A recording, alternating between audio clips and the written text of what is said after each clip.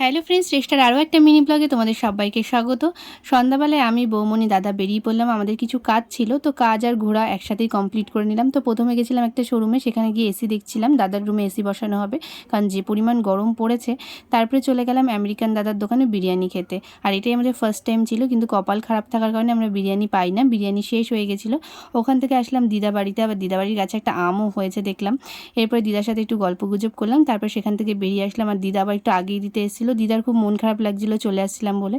আর দিদা বাড়ির কাছাকাছি মাসির বাড়ি ছিল, তাই মাসির সাথেও দেখা করে চলে আসলাম আরেকটা বিরিয়ানির দোকানে। তো আমরা মটন বিরিয়ানি অর্ডার করে নিয়েছিলাম, আর মটনের পিসটাও খুব সুন্দর ছিল। এই বিরিয়ানির দোকানটাও অনেক পুরনো নাম করা।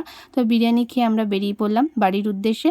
আর তারপরে যাওয়ার পথে আমরা একটা দোকান দেখে দাঁড়ালাম আইসক্রিম খাবো বলে, কিন্তু সেখানকার আইসক্রিমগুলো ছিল সবই গলা গলা। তাও দুটো আইসক্রিম কিনলাম।